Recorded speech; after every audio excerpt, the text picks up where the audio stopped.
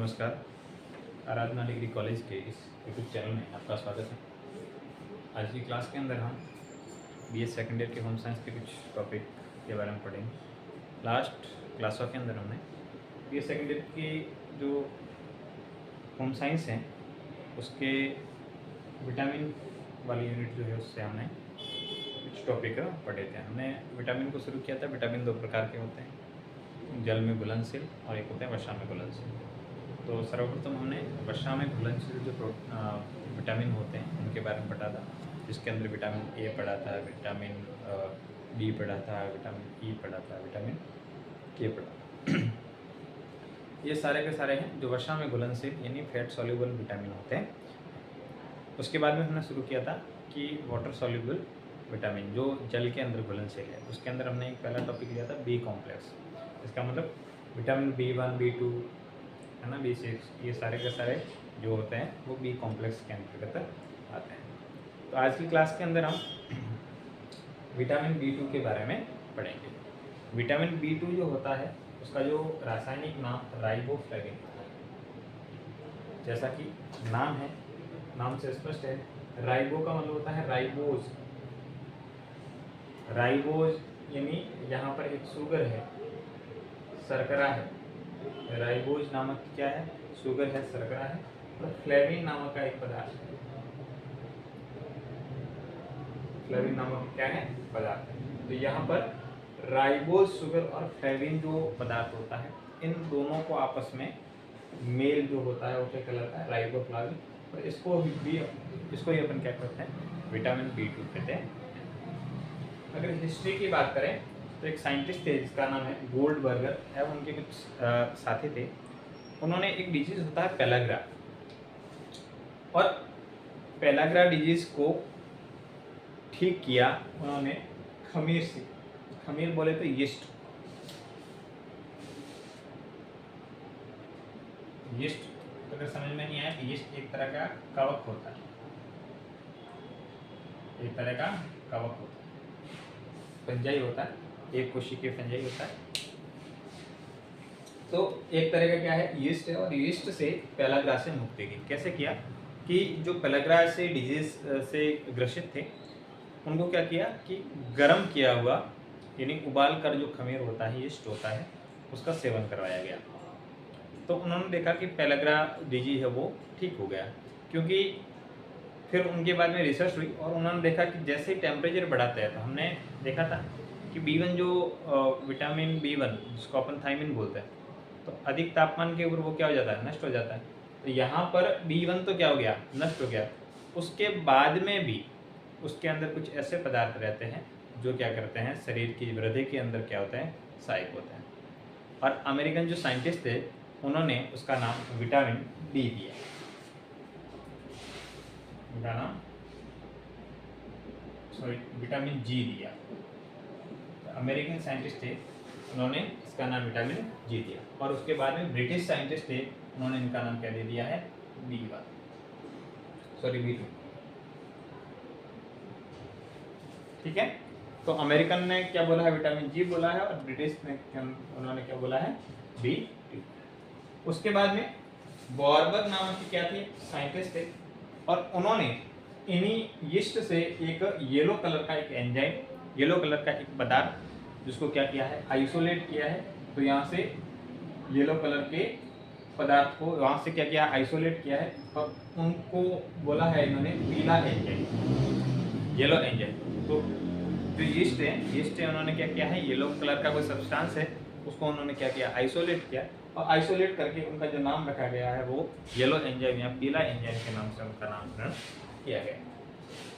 उसके बाद में एक संस्था है American CPCAMS, council of pharmacy chemistry of the American medical association.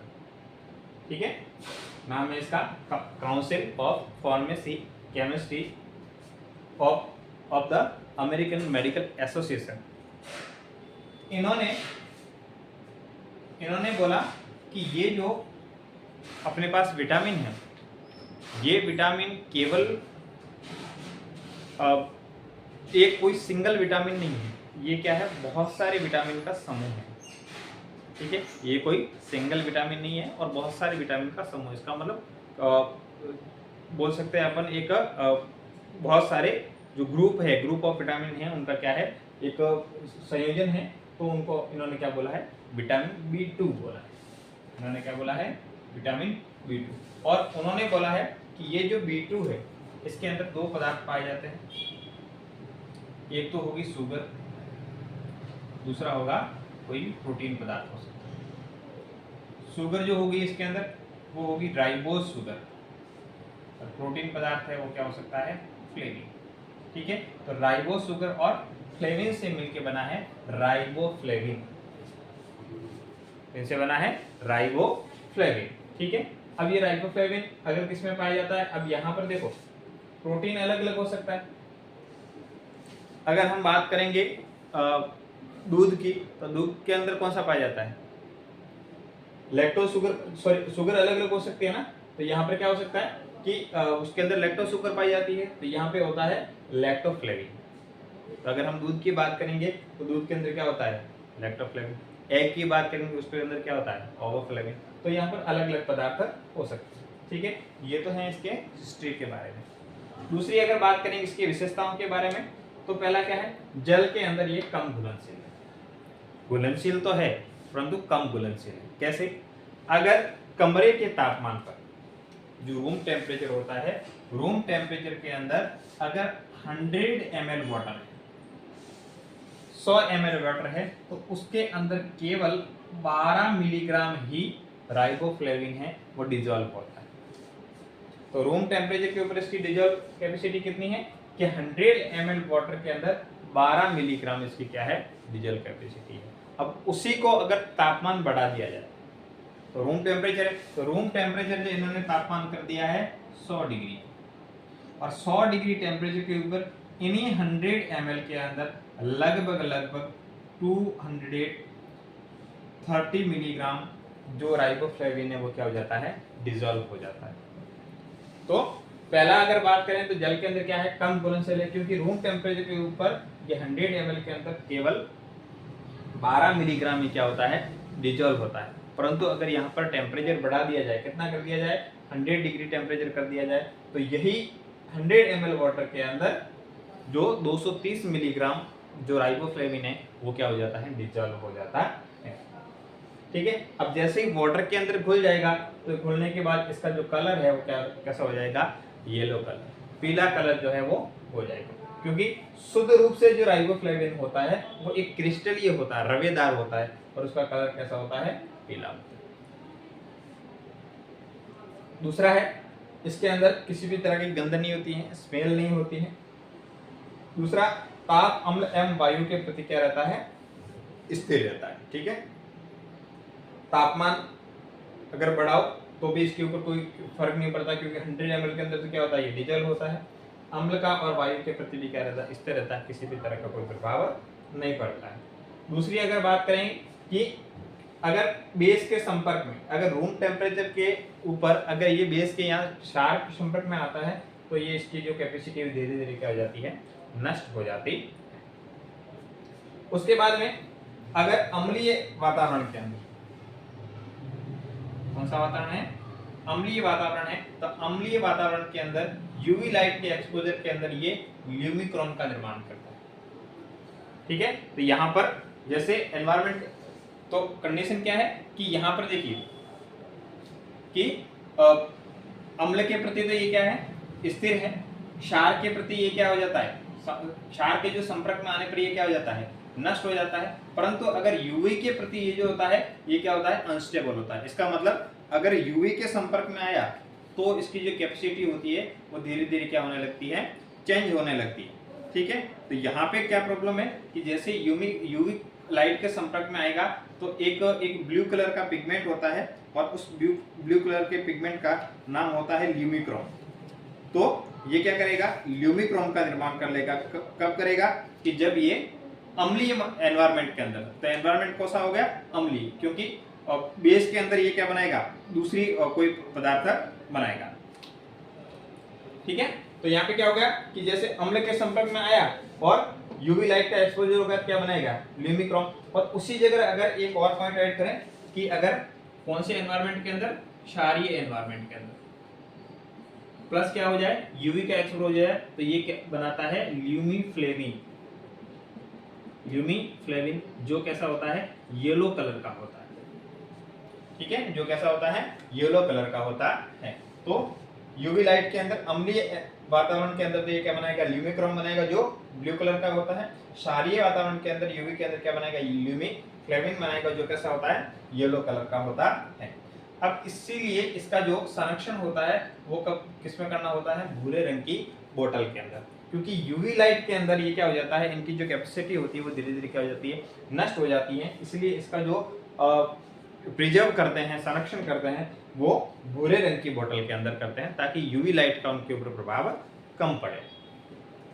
तो ये तो होगी इसके विशेषताओं के बारे में। दूसरा होता है कार्य। अब कार्य के अंदर क्या होता है, पहला शारीरिक वृद्धि के अंदर जिस प्रकार से थायमिन काम करता है, थायमिन क्या करता है, सेल डिवीजन की रेट को बढ़ाता है। अब यहाँ पे क्या करेगा कि शारीरिक वृद्धि के अंदर सहायक है। शारीरिक वृद्धि कब होगी, जब अपनी बॉडी के अंदर उपस्थित विभिन्न तरह की कोशिकाएं हैं, वो कोशिकाएं लगातार क्या करेगी, विभाजन करेगी। और विभाजन करने के लिए क्या चाहिए, पोषण चाहिए, कोई न कोई स्टिमुलेशन चाहिए, ग्रोथ फैक्टर चाहिए।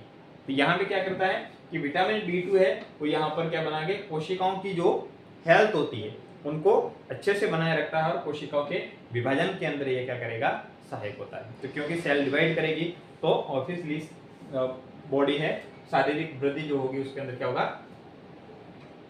फायदा होगा। दूसरा क्या है, कोशिकाओं के श्वसन के अंदर। अब सेल है, सेल डिवाइड कब करेगी, जब उसको क्या मिलेगा, भोजन मिलेगा। भोजन कब मिलेगा, कि जब अपने बॉडी के अंदर उपस्थित ग्लूकोज का क्या होगा, रेस्पिरेशन होगा। तो ये यहाँ पर जो राइबोफ्लाविन है ये रेडॉक्स और ऑक्सीडेशन जो रिएक्शन होता है वो रन करता है ना, रेडॉक्स ऑक्सीजन रन करता है। दूसरा ये क्या होता है, ग्लूकोज के रेस्पिरेशन के अंदर जैसे ग्लूकोज ब्रेक डाउन होगा उनसे क्या होगी, एटीपी का निर्माण होगा। उसी प्रकार क्रेब्स साइकिल के अंदर जाएगा तो वहां पे भी क्या होता है, एटीपी का निर्माण होता है। और वही एटीपी क्या करेगी, सेल के जो ग्रोथ फैक्टर के रूप में या उनकी एनर्जी के रूप में काम करती है और फिर सेल क्या करेगी, डिवाइड करेगी। दूसरा, त्वचा को स्वस्थ बनाए रखने के लिए अगर विटामिन B2 की क्या हो जाए, कमी हो जाए तो त्वचा कैसी हो जाती है, रूखी सूखी हो जाती है, त्वचा के अंदर कट लग जाते हैं, ब्लीडिंग शुरू हो जाती है ना। तो अगर विटामिन B2 की क्या है, कमी है, तो जो आपकी जो स्किन है उसके अंदर बहुत सारे डिजीज हो सकते हैं। और विटामिन B2 है अगर प्रॉपर मात्रा में है तो ऐसे कंडीशन के अंदर आपकी जो फेस है उसके ऊपर ग्लो रहेगा, आपकी जो स्किन है वो क्या रहेगी, मुलायम रहेगी और क्या रहेगी, एकदम हाइड्रेट रहेगी। दूसरा होता है हार्मोन का नियमन एवं नियंत्रण। ठीक है, तो विभिन्न तरह के जो हार्मोन होते हैं उनको ये क्या करता है, कंट्रोल करता है और उनको रेगुलेट करने का भी काम करता है। दूसरा होता है दृष्टि नाड़ी, जो ऑप्टिकल नर्व होती है, नर्व ऑप्टिकल जो होता है अपनी आंखों के अंदर, उनको क्या करता है, एक्टिव करने का काम करता है।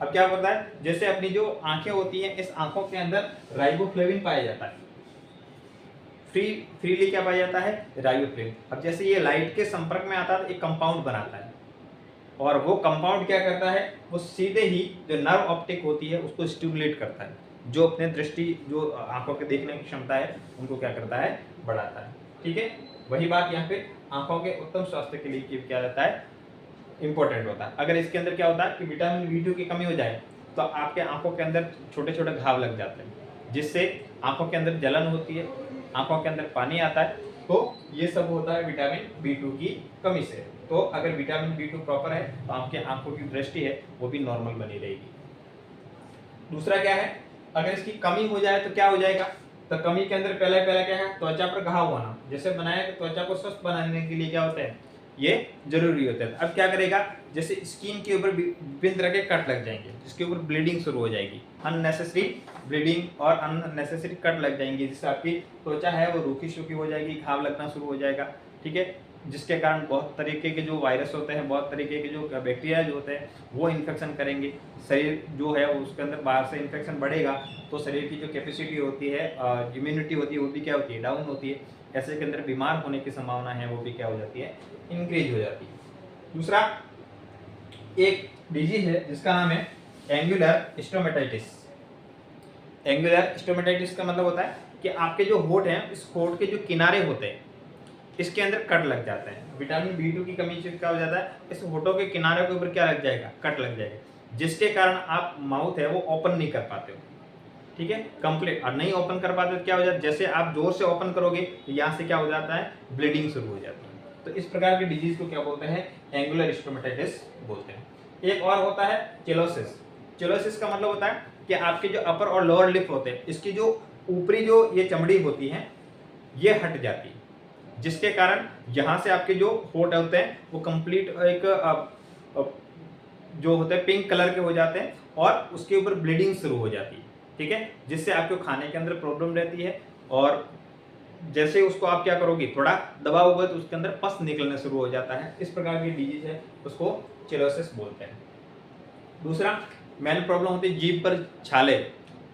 ये कॉमन प्रॉब्लम होती है विटामिन B2 की कमी से। तो क्या होता है कि जीभ पर छाले होना शुरू हो जाते हैं, जिसके कारण आप प्रॉपर मात्रा में खाना नहीं खा पाते हो प्रॉपर, और आपकी जो जीभ होती है, जीभ की चमड़ी होती है वो क्या होने लगती है, बाहर की ओर निकल, चमड़ी होती है वो क्या हो जाती है, छिलने शुरू हो जाती है, जिसके कारण आप प्रॉपर खाना खाने में क्या होती है, प्रॉब्लम होती है। और अगर कंटिन्यू सही खाना नहीं खा पाते हो तो आपकी जो टोटल हेल्थ है उसके अंदर भी क्या होता है, डिक्रीजमेंट होता है।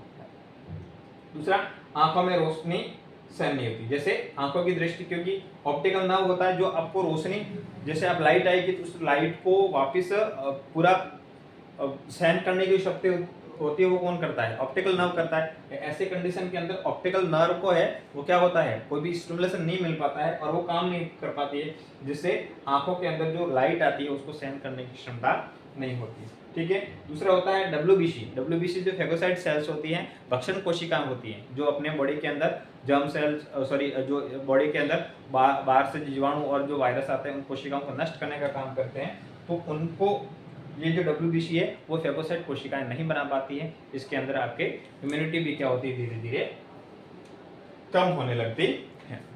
दूसरा, अगर ये इतनी सारी प्रॉब्लम्स है तो B2 को प्राप्त कैसे करें, जो यीस्ट होता है, खमीर होता है, उनसे, जो एग का पाउडर होता है उनसे, कंप्लीट एग से, मांस, मछली, जो अनाज होता है साबुत अनाज उससे, दूध, पत्तेदार सब्जियां, इसके अलावा